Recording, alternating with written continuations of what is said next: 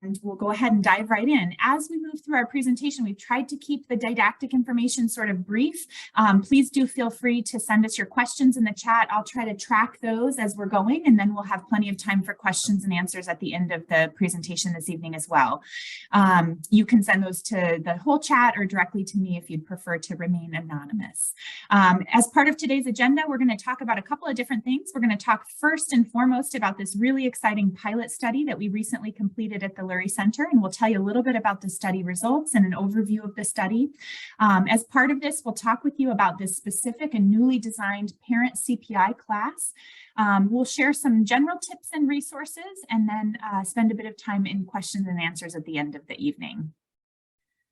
We do want to make sure that you all know that the study that we're going to be talking about tonight was funded by the Crisis Prevention Institute. So we want to give you this general conflict of interest statement.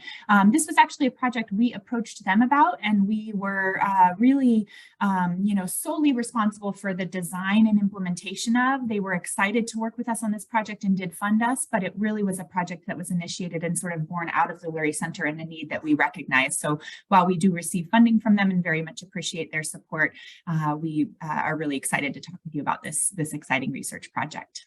And I'll go ahead and pass it now to Nicole, who's going to dive in and get us started. Great. Thank you, Lisa. First things first, we appreciate you pre-gaming with us before the big Celtics game tonight. For those of you who are fans, we will definitely get you out of here in time to enjoy that game. And before I start, just a question for the group. I'm curious if anybody watching tonight actually participated in the research study. And so you can just write in the chat if you did, only because I know that there were many folks who participated that were interested in learning the results of the study. So great, looks like we have at least one. And welcome to the rest of you. We're excited to share more information about it. So how did this project start? As part of my role at the Lurie Center, I am also the head of the safety team. And as you can imagine, we have several patients who come to us each week and may have challenging behaviors during their appointments. And so because we're an outpatient clinic, we typically ask, and I guess our hope is that families, parents, and caregivers will take the responsibility to manage those challenging behaviors when they're in our clinic, knowing that we have a CPI trained safety team that can help as needed. There was an incident, and this is now several years ago. We've been working on this project for quite a while, but there was an incident in our clinic at one point where a child was having difficulty. They were aggressive and having challenging tantrum-like behaviors.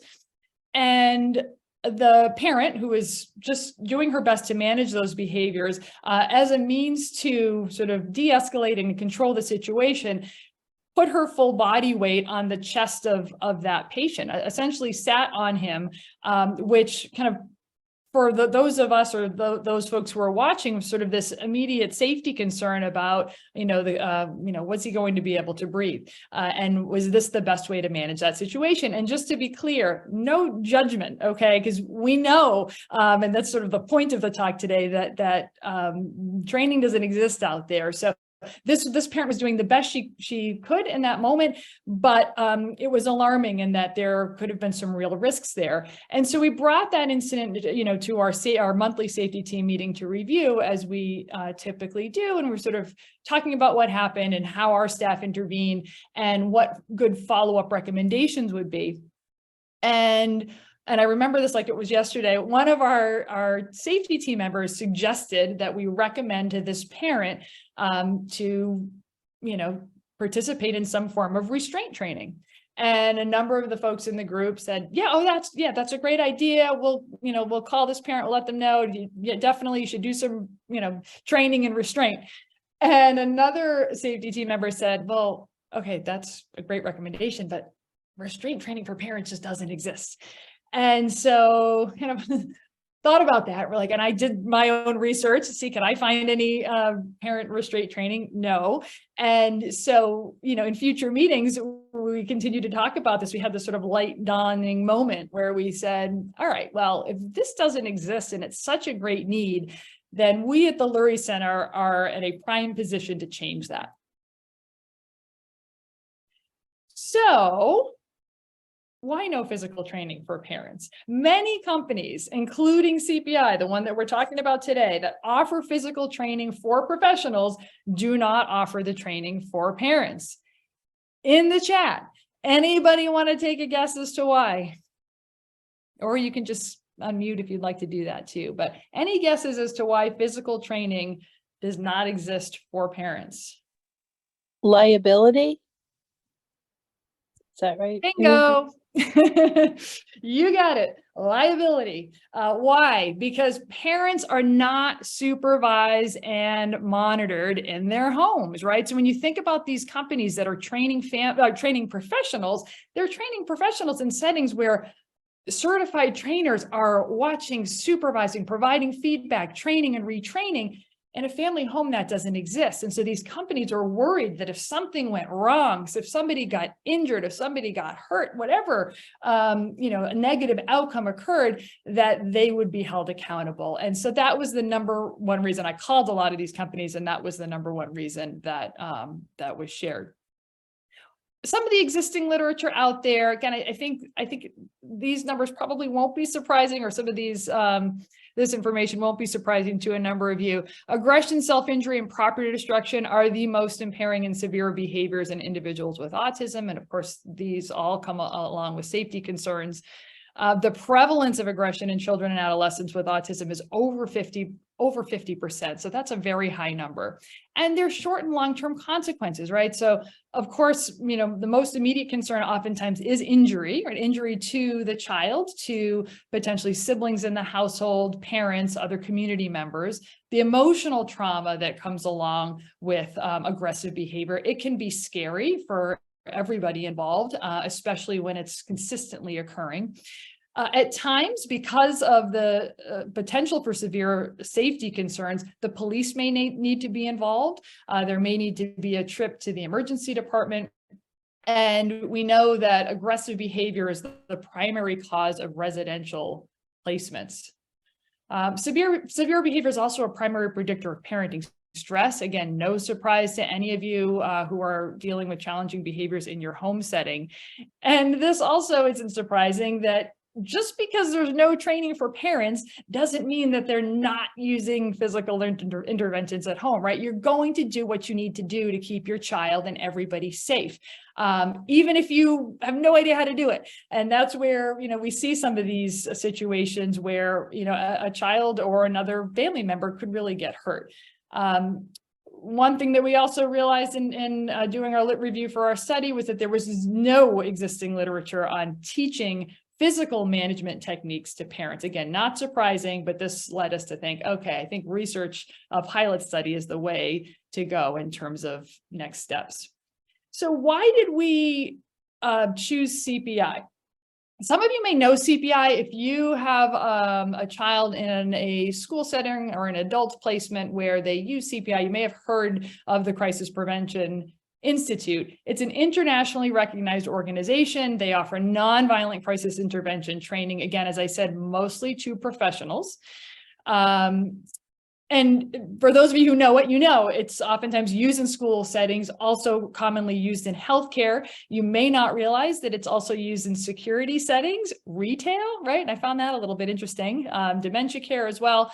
We currently use it at the Lurie Center. So our staff, our safety team who assists when a patient has challenging behaviors, we are all trained in CPI, and we offer this CPI training actually to all of our staff. So we really encourage all staff to take CPI. I have been a CPI instructor, as I said, for 20 years. So it just made sense for us to reach out to this organization first.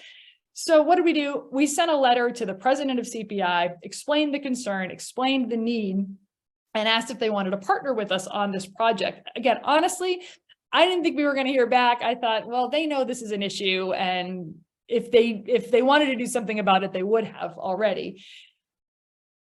To my shock, they wrote back, I think within 2 days.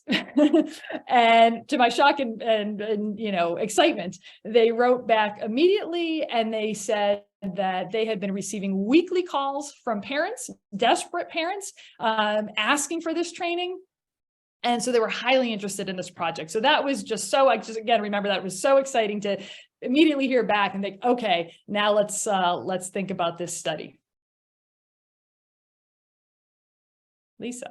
All right, so as we get into the study, we're going to talk with you a little bit about the research and some of the results, but we want to start by talking with you about how we thought through the goals of the study. So for those of you that are familiar with the research world, most studies will start with some hypotheses and a general aim. And in this particular study, we were really aiming to investigate the feasibility, acceptability, and safety of a novel crisis prevention institute or CPI one-day training. Along with that, we did have some hypotheses around the efficacy of this. And I divide these into two different sections here because as you'll see with our study design and with recruitment, and in particularly because this was really one of the first of its kind studies to look at or investigate a method for teaching these techniques to parents, there were some limitations in terms of our ability to measure efficacy of this intervention with such a novel study. So we really were primarily hoping to look at that feasibility, acceptability, and safety data. And we'll talk a little bit more about how we sort of moved through the research process. Next slide. All right, so who participated in this study? Again, the study, like all studies, have some limitations. We did have 80 parents total who participated in the study. And those parents were primarily female, primarily white, and many of whom primarily had completed high school or the equivalent. Their children ranged in age from 5 to 12 years old and had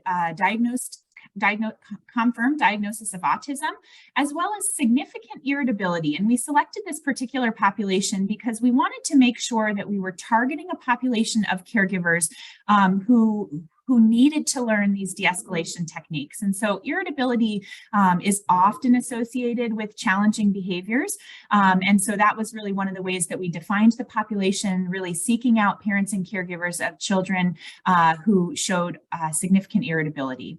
All of the parents who participated in the study were existing patients at the Lurie Center, and this was, again, really by design. We wanted to make sure that there was a comprehensive team and clinical care team supporting these families and supporting the children. Because this was the first time anybody has sort of ventured to formally teach parents and caregivers these sorts of de-escalation techniques, we wanted to make sure that they were taught within the context of a supportive clinical team. And then all of our participants were randomized or randomly assigned to either the intervention group, this parent CPI group, or a waitlist control group. And our waitlist control subjects were offered an opportunity to participate in the study at the end of the study. So once we completed, we wanted to make sure everyone did have an opportunity to receive the training. So our original goal was to recruit 60 total subjects, and we continued recruiting until 60 subjects had completed all of our baseline assessment measures, which is why that higher number of 80 parents total I mentioned in that first bullet. Next slide. Thanks, Nicole. So we'll talk a little bit about study recruitment and some of the challenges here. As you can imagine, it's hard to recruit parents and caregivers. You all are busy. You have a lot of things on your plate and a lot of things to do. So we had a total of 226 parents referred for the study who were referred to our research team and completed a pre-screening with us.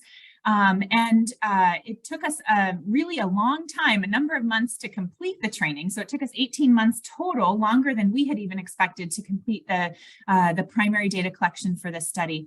And the reason that this was such a challenge, the primary reason that folks told us that they weren't able to participate in the study or declined to participate is because of the extensive time commitment. And so we really recognize that the research burden was hard here, but we're excited to be moving this intervention into a clinical offering so that it can be more accessible to folks who are really busy in their everyday lives. And I think here we'll pass it back to Nicole. Great. Thank you, Lisa. And I'm seeing some questions in the chat that we will absolutely talk about in terms of older children and adults and physical interventions, especially with smaller parents. So, but before we get there, an overview of the training, as we mentioned, Lurie Center collaborated with CPI personnel to develop the curriculum. So this is important. The core curriculum was based on CPI's nonviolent crisis intervention curriculum that is used with staff, but we really worked with them to modify it for parents and to really think about what might be helpful for a population of parents who have children with autism. The course that we offered was one full day in-person program. So we did 2 3-hour sessions. The first 3 hours, to sort of address one of those first questions that came in, was all non-verbal and verbal and verbal intervention techniques. The second half of the class, the second 3 hours, were the physical intervention techniques. I was the facilitator, so CPI trained BCBA. We had small groups. And we used a multimodal approach, and that's something that I think works really well for CPI with professionals and certainly with parents. So we have visuals, we're talking, we're modeling, we're practicing. Like it's a course that you really, it doesn't matter how you learn, because we're probably going to address that with one of the modes that we use. We then had a 2-hour follow-up session that we conducted 3 months later. This was really just to do a follow-up to see if parents had questions based on the training, and also to find out, to get feedback on what we could have potentially done differently. So what were the results? I think most importantly, PCPI, parent CPI is safe and acceptable to parents, right? So when we think about what we talked about originally in terms of the reason why companies aren't willing to train parents, it was really around the safety concern. And we didn't find that there were any significant adverse safety concerns, which was not only good for us to see, but good for CPI to hear. The parents found the program to be quite acceptable and enjoyable.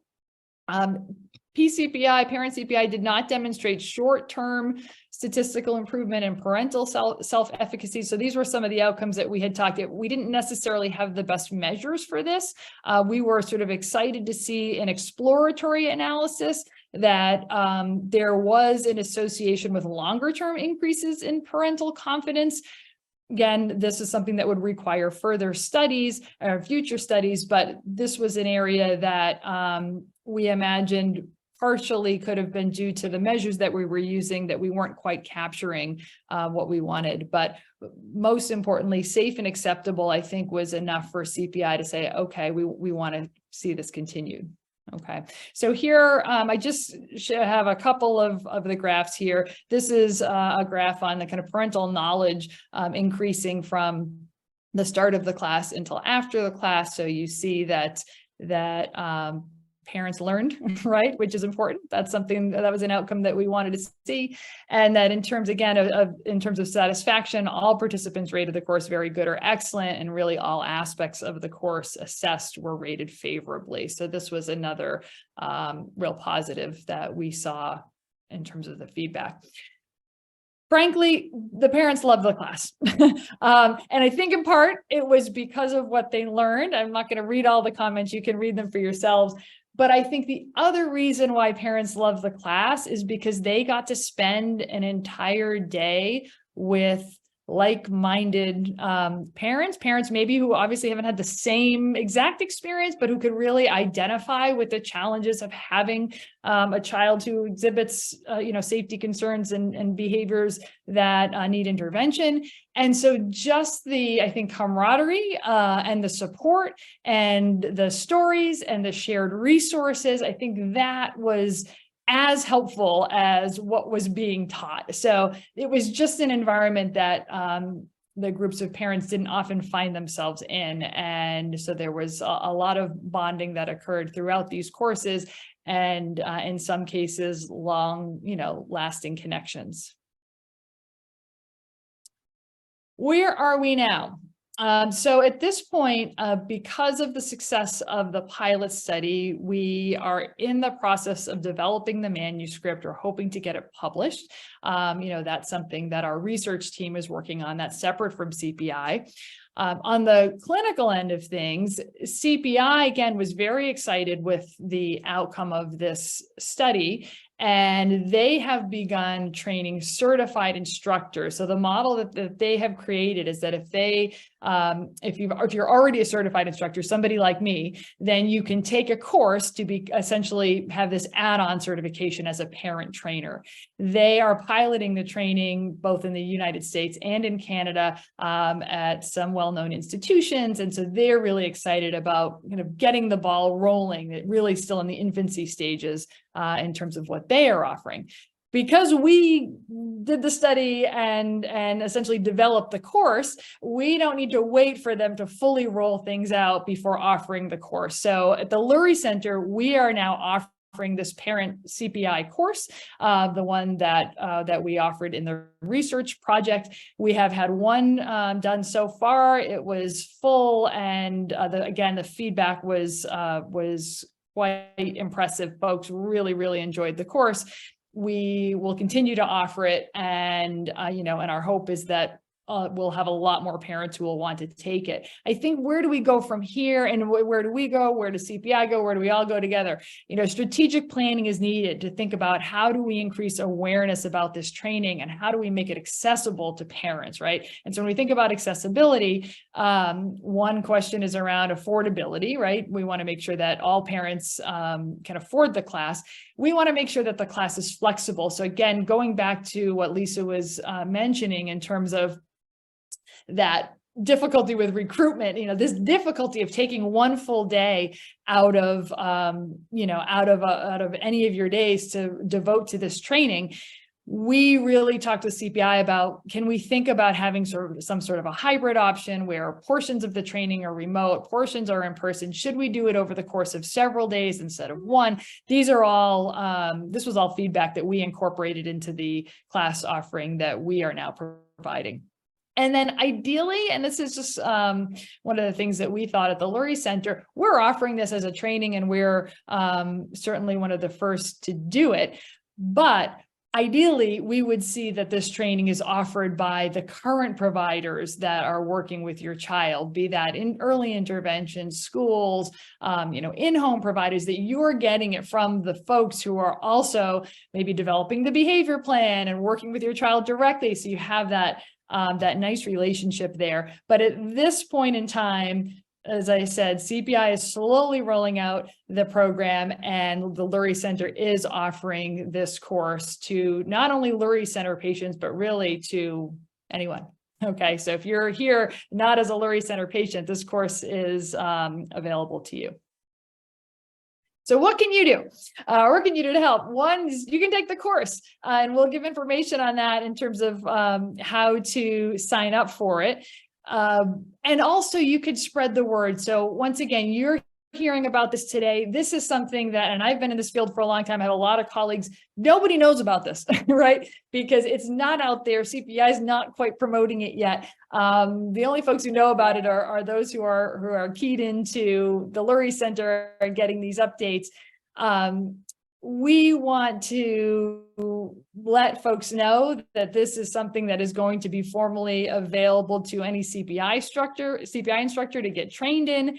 And then we also share, as something that you could do, potentially asking your agency to offer this training, be it through their certified CPI instructors, if that's something they offer, or potentially partnering with the Lurie Center to see if it's something that we could provide to families within your agency or organization. And so, I think if you have an interest in this, you're learning more today. We're going to take questions at the end, but taking the course and then also spreading the word, because we want as many people as possible, as many parents, to have the opportunity for this experience. So a few tips, sort of kind of taking a step back from CPI. One of the questions that I would get about the class, or just something that I felt like I needed to share, is that CPI training alone is not going to solve all of the problems of the challenging behaviors in your household, right? We look at this as one piece of many different access points or supports that would be needed if you are experiencing challenging behaviors in your home setting. And where do we start? in terms of these behaviors, safety absolutely is the #1 priority, not just for the child who may be having difficulty, but also for the entire family, as I had mentioned earlier. If you have a child who is experiencing challenging behaviors, that should be the first question you ask. Is this situation manageable with the supports that we have in place? Or do we need to add in additional supports? And depending on how unsafe the behaviors are or how interfering they are, that might, dictate what that level of support looks like.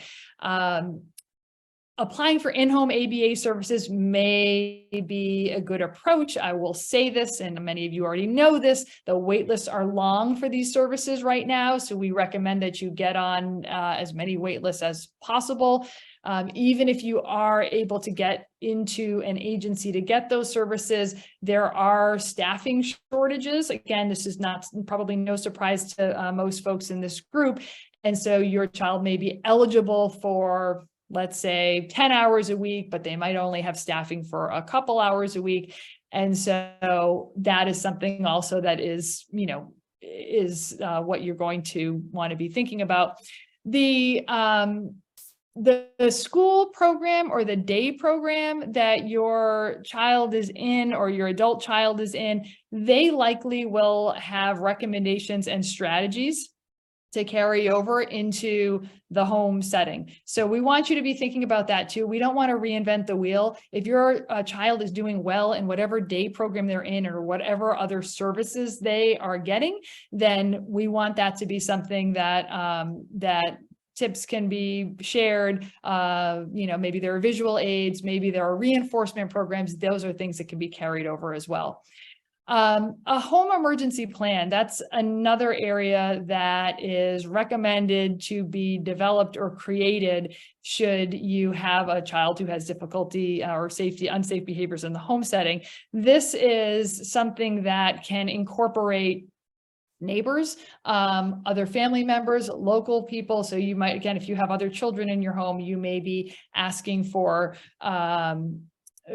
support. If I need something for this child, can you come over and watch my other children? You also may develop a plan that involves going to the police department ahead of time and letting the police department know that your child may need assistance, that you might be calling them because of specific behaviors, that your child has autism, for example. You may make sure you have a list of the phone numbers of the crisis emergency centers, the crisis centers in your area, the ones that are local to you. Having that home emergency plan is another very important piece of what you would need to do when you're thinking about, what will be helpful if you have a child who has challenging behaviors in the home setting. Taking data.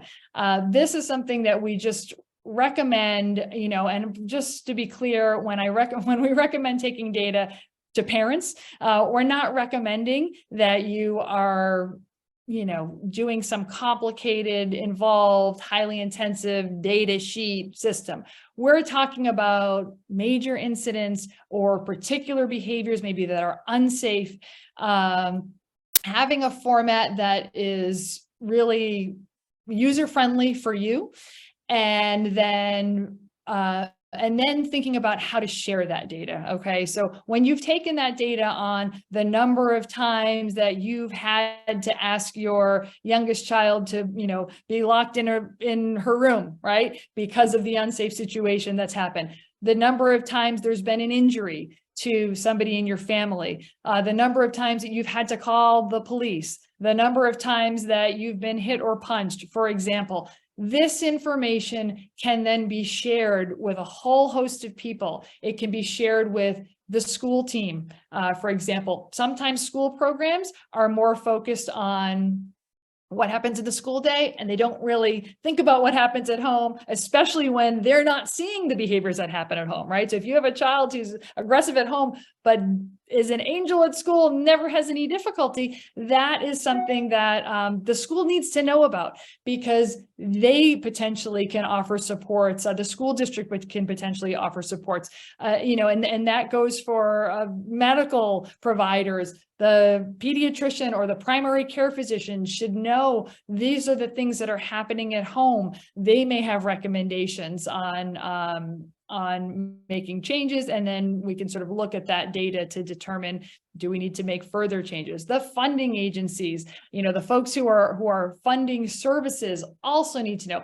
All of these different pieces, taking that data, sharing that data, is going to help you and potentially other members of your team advocate for what you need in your home to keep it safe. So this presentation was sort of focused on CPI and the research and the class, but again, I just want to stress that that is one piece of a much larger puzzle and picture of what you all would need at home in terms of thinking about managing challenging behaviors. So I think it can be very helpful, but again, I think it's one piece, and there's other pieces that you want to be thinking about as well.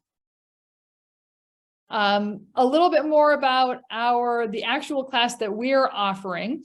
So we are offering, as I said, the parent CPI class. Because there was so much difficulty getting parents to come for one full day, we have split this class into 4 sessions.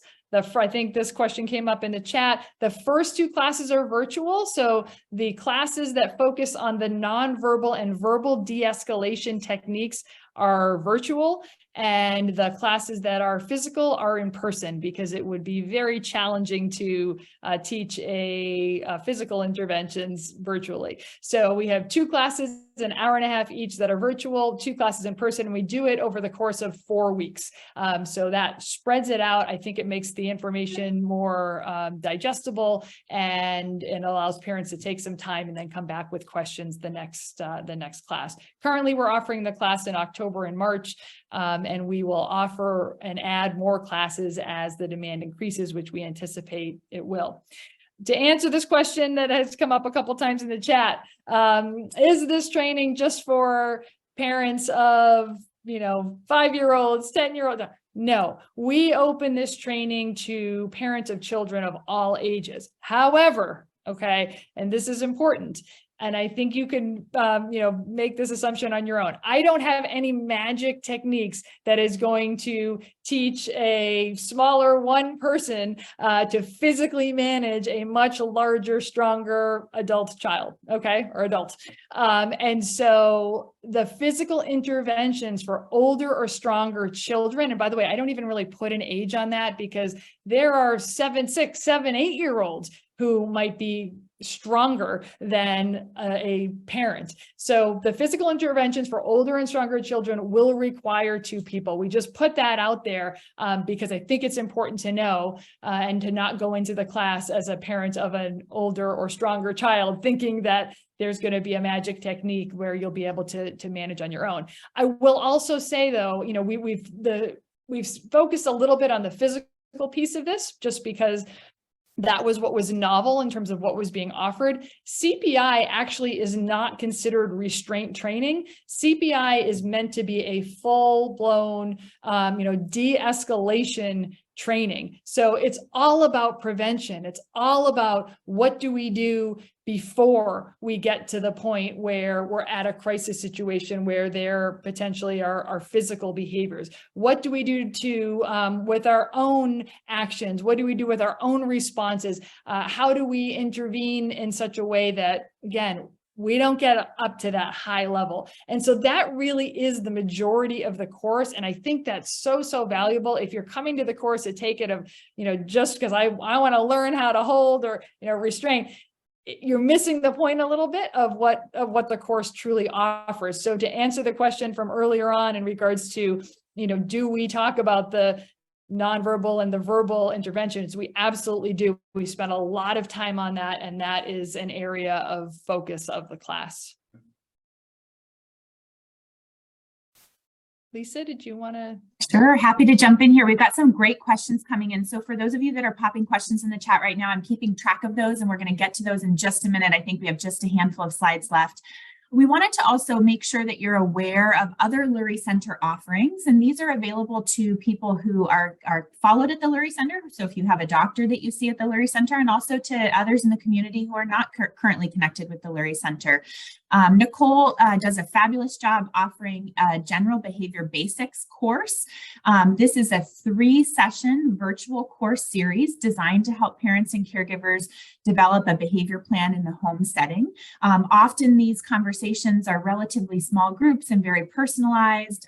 They're really a great place to start if you haven't had a chance to get to know Nicole in individual sessions, or you're looking to sort of refresh or strengthen your behavior management strategies. We definitely encourage you to think about signing up for our behavior basics series. And then we also have a course that focuses primarily on safety in the home and community. And this is a 1-hour virtual class, again, open to anyone, discussing common safety concerns, things that, safety in the car, in the community, in transitions, and really getting into the nitty-gritty of ways to address or support those safety concerns. So, as Nicole was saying, all of these things fit together as part of a larger plan, and our parent CPI class is one of those offerings, but we have a number of other offerings that I think really work well along with this parent CPI class. And so I would definitely encourage you to take a look at our website for some of those workshop listings, including behavior basics and our safety course. And you can call or email the Lurie Center to register for any of those courses if you're interested in those. Next slide. We want to include a few resources here, and I believe Anne can tell us in the chat if and how the slides in the presentation are sent out. I know we're recording this, and so we'll hopefully have it posted for you to review at a later date, but we wanted to make sure to include some additional resources. In addition to our workshops that I just mentioned, specifically focused on behavioral management strategies, we offer monthly coffee convos. You're participating in one of these now, so we assume that you have that schedule or have learned about that series already. Nicole Simon, who's on with us, who you've heard from lots tonight, is our senior behavior consultant at the Lurie Center. For those of you who have a doctor or cared for at the Lurie Center, we have a family support team. You've probably already interacted with one of our social workers to help you answer questions and connect with resources. We have an educational advocate, we run a number of parent support groups. We also want to highlight for folks who are not connected with the Lurie Center, there are a number of really wonderful community organizations, including your local autism support centers and some Massachusetts specific based advocacy organizations that we've listed here as well. Next slide.